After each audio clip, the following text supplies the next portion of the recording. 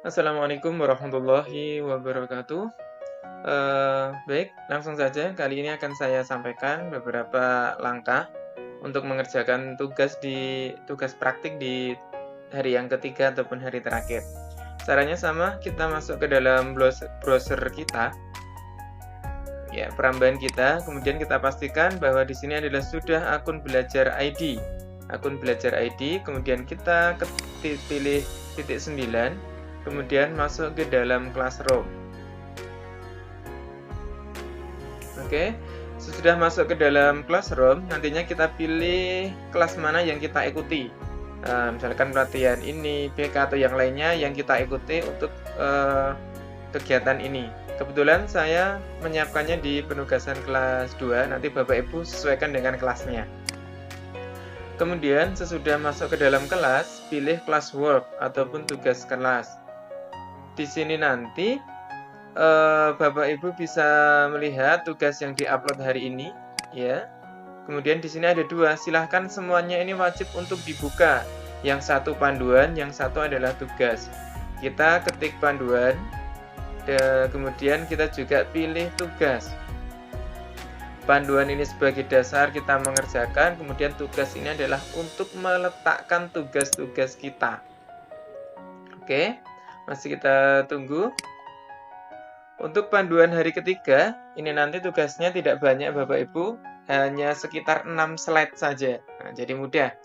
Nah, tugasnya yang pertama apa? Ini panduannya. Yang pertama nanti adalah hubungannya dengan Classroom. Satu screenshot data Google Classroom yang berisi satu post forum exam material GMT nama Anda. Jadi nanti jenengan buat kelas namanya ini bisa kita blok. Kalau dari tugas kita ini bisa kita blok, tapi kalau dari panduan ini tidak bisa kita blok. Berarti ketika kita akan membuat seperti ini, maka langkah pertama jenengan nanti kan hasil jadinya seperti ini ya. Kita buat Classroom, kemudian namanya ini dan nama kita.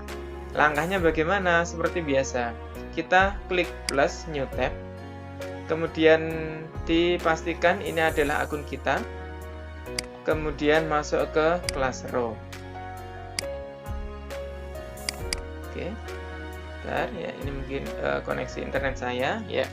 Kalau sudah masuk ke Classroom seperti ini, kita langsung saja membuat tugas. Tugasnya kita klik plus di sini, create or join a class. Kita bukan join tapi create, membuat kelas baru. Ya, membuat kelas baru. Kemudian tadi namanya apa? Ya, ini sudah kita bolok exam material GMT nama Anda. Nanti namanya kita buat seperti ini. Maaf, ini tadi belum saya kopas ya. Saya Ctrl C, kemudian saya Ctrl V di sini. Nama Anda silahkan diganti dengan namanya masing-masing. Ya, namanya dibuat nama masing-masing. Nah, kalau sudah, ini bisa kita tuliskan atau bisa kita abaikan saja. Kemudian di sini nanti kita buat create. Ya, kita buat create atau buat kelas. Ya, ini masih loading, creating masih proses. Nah, di sini tadi sudah apa ya? Sudah jadi untuk kelas kita. Kemudian kita pilih next saja. Atau karena ini baru masih apa ya? Istilahnya ada pengenalan-pengenalan. Tapi ketika nanti panjenengan sudah sering tidak akan muncul seperti ini. Nah, kemudian Bapak Ibu di sini template-nya ini bisa kita sesuaikan. Select tema di sini ya. Ada temanya nanti tentang apa, modelnya nanti seperti apa, monggo. Itu nanti silahkan dikombinasi sendiri. Atau ketika Bapak Ibu pengen mengganti fotonya sendiri juga bisa melalui upload foto di sini. Ya, pilih dari galeri kita, kemudian kita pilih di mana kita menyimpan foto-foto kita. Ini hanya untuk contoh saja, misalkan ya. Nanti terserah panjenengan saja. Jadi kalau foto nanti ya seperti ini, kalau tema nanti juga seperti itu. Nah, kalau foto pun nanti juga tidak bisa penuh, hanya kita ambil beberapa bagian yang kita kehendaki. Misalkan ini, ya udah kita select tema, nanti udah jadinya seperti ini. Ini untuk kelasnya sudah terbentuk, kemudian panduannya kita lihat. Oh, hanya di sini saja GMT nama Anda. Berarti ini udah selesai. Kita print screen, ya, kita print screen, kemudian dipastekan di sini. Ctrl V, rampung. Slide keempat. Satu screenshot mengundang 2 guru dan 2 siswa dalam kelas Anda. Oke, bagaimana cara mengundangnya? Kita kembali ke kelas, kemudian kita pilih people. Nah, teachernya di sini kan baru Anda, teachernya baru kita. Kemudian kita tambahkan, kita undang di sini dengan mengetik nama atau email. Ya, nama atau email saja.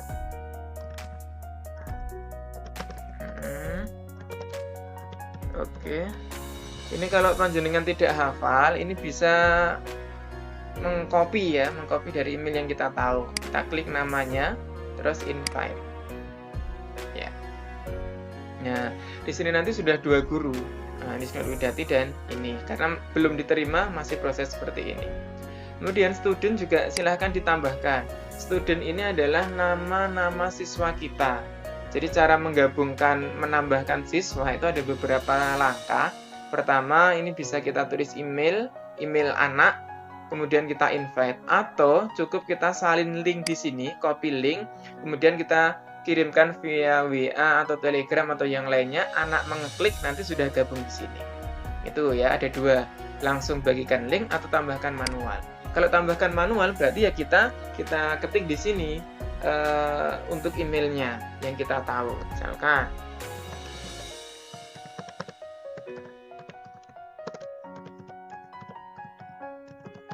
Ya, sini sudah muncul, kita klik. Nah, 2 orang tadi ya.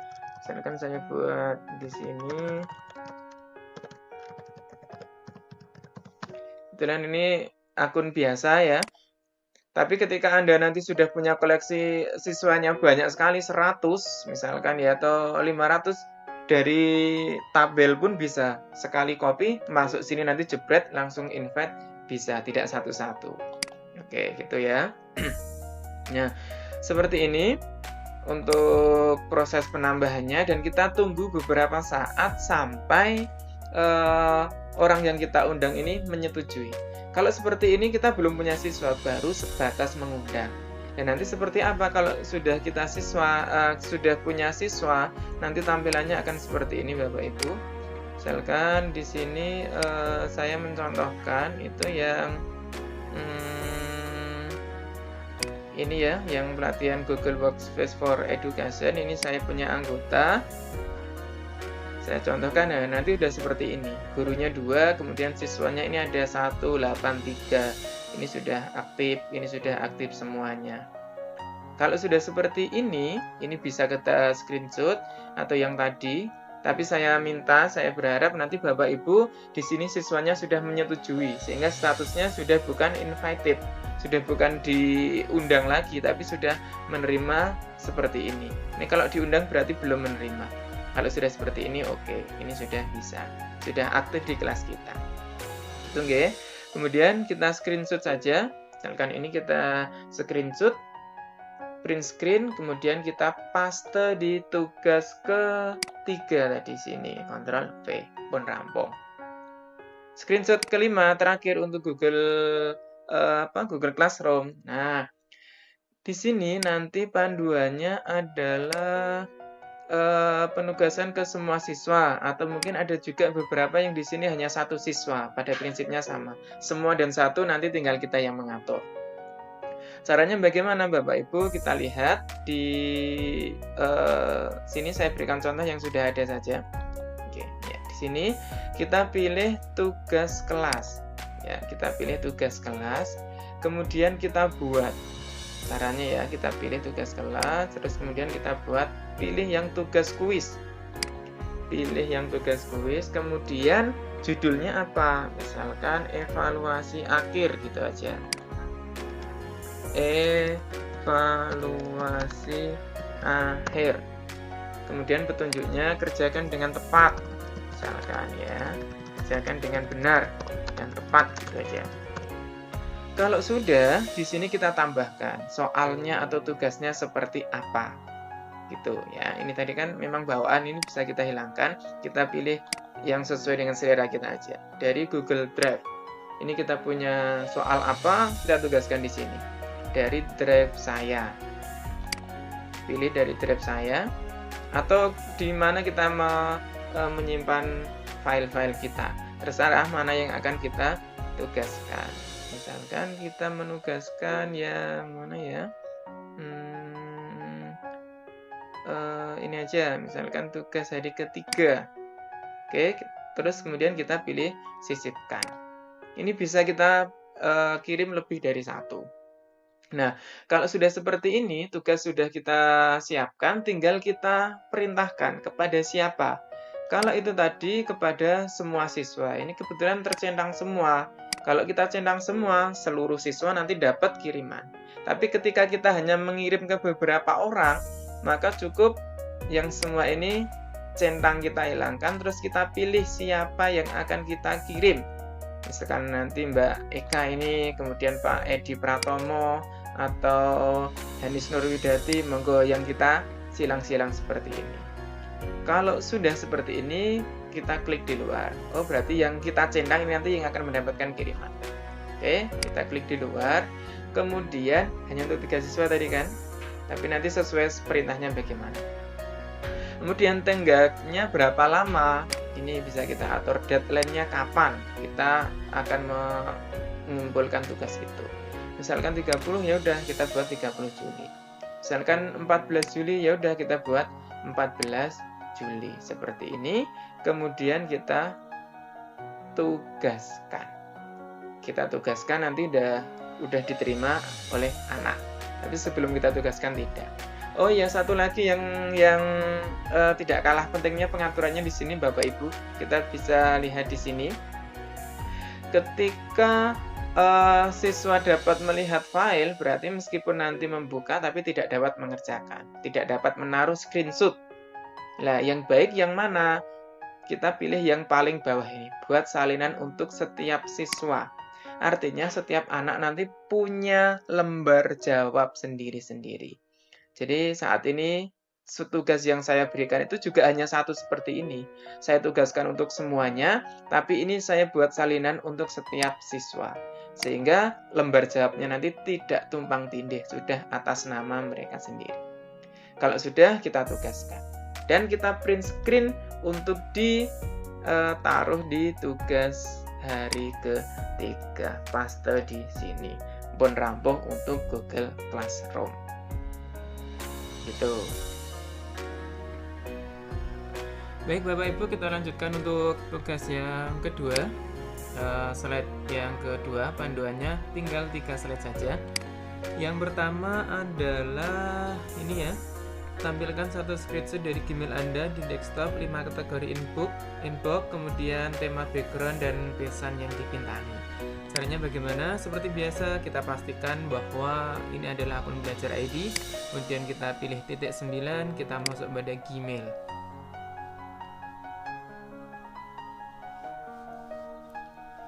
Ya, sesudah masuk pada Gmail, maka langkahnya adalah seperti ini. Di dalam inbox ini kita pilih ke bawah, kemudian di sini nanti ada gini aja. Saya mulai dari tema dulu ya, merubah background dulu. Kita pilih setting di sini. Mohon maaf ini masih loading ya. Temanya di sini ada. Silahkan di view all. Pilih tema yang kita sukai. Nanti monggo bebas, kita bisa menambahkan foto atau gambar yang sudah ada. Kalau ingin menambahkan background sendiri, kita klik yang my photo. Tapi kalau sudah bawaan ini ya udah, kita cukup pilih salah satu saja. Misalkan kita pilih yang ini, ya udah kita pilih yang ini, double klik atau sekali klik kemudian di save. Kita pilih tema sesuai yang kita kehendaki. Silahkan dipilih gambar yang kita kehendaki, nanti hasilnya akan muncul seperti di layar yang tampak di panjenengan semuanya. Ini ganti background sudah. Kemudian untuk mengatur yang menjadi ini ya, mengatur 5 kategori inbox bagaimana, kita pilih di inbox tadi sudah, kemudian kita pilih yang more, kemudian yang manage label. Oke, kita pilih yang manage label, kemudian labelnya ini sudah, kita klik pilih yang label. Kemudian kategorinya di sini semuanya di sudah ya. Ada kategori sosial, update, forum dan promotion. Semuanya sudah ada di sini. Sudah aktif, sudah show. Oh ini Mas, kita pilih yang show dulu, maaf. Ya. Kita pilih yang show semuanya. Ini juga kita pilih yang show. Ini kita pilih yang show. Ini kita juga pilih yang show, artinya terlihat. Baik, saya lanjutkan. Sesudah kita berhasil mengubah background kita, maka berikutnya di sini adalah menampilkan label ataupun kategori inbox kita. Ada utama, sosial, promosi, update, dan juga forum. Bagaimana caranya? Seperti ini Bapak Ibu. Kita kembali ke Google Gmail tadi. Kemudian di sini kan ada kotak masuk, berbintang, tunda, dan seterusnya. Kita scroll ke bawah, pilih yang kelola label. Kemudian di sini ada umum, label, dan juga kotak masuk. Kita pilih yang kotak masuk. Kemudian di sini kita centang yang sosial, promosi, update, dan juga forum. Ini kita centang semua, kemudian kita simpan perubahan. Maka kotak masuknya sudah ada beberapa kategori: utama, sosial, promosi, update, dan juga forum. Jadi nanti inbox yang masuk itu nanti sudah terkelompok-kelompok, jadi tidak jadi satu, tapi nanti yang hubungannya dengan promosi, mungkin ada Canva, ada Shopee, ada Tokopedia, dan lain sebagainya, nanti otomatis bisa masuk ke label-label seperti ini, gitu ya. Kemudian tadi yang berikutnya adalah 5 kategori inbox sudah, tema background oke, pesan yang dibintangi. Yang dibintangi bagaimana caranya? Ya udah, cukup kita klik bintang-bintang saja, maka ini termasuk kategori penting yang bintang seperti itu. Kalau sudah seperti ini Bapak Ibu, dan kita yakinkan ya ini ada belajar ID, kita print screen, kita pastekan di tugas yang ketiga di sini. Ctrl V. Sudah selesai slide ke-7. Nah, kemudian kalau slide ke-8 bagaimana? Anda ingin memindahkan satu email ke kategori promosi. Coba seperti apa tadi untuk panduannya? Seperti ini, satu email masuk kategori promosi. Ya, bagaimana caranya? Seperti tadi, kita masuk ke sini, kita ambil salah satu email saja. Misalkan ya, kita klik, kemudian kita klik kanan, kemudian pindahkan ke promosi. Berarti cukup di sini. Dari utama atau dari manapun kita bisa pindahkan. Cukup di sini panjenengan klik ataupun print screen dan pastekan di tugas ke-8. Ctrl V di sini. Pun rampung. Yang ke-9 terakhir Bapak Ibu. Wah, udah masuk yang terakhir. Yang terakhir panduannya adalah bagaimana di sini? Tunjukkan satu screenshot Anda memilih satu email dan membuat label baru. Oh ya, kita membuat label baru ataupun kategori baru. Caranya bagaimana? Ya sama seperti tadi. Kita klik kanan, kemudian kita pilih beri label. Kita pilih label baru atau masukkan ke yang mana, kita tuliskan sendiri label yang kita kehendaki. Baru di sini bisa kita ketik.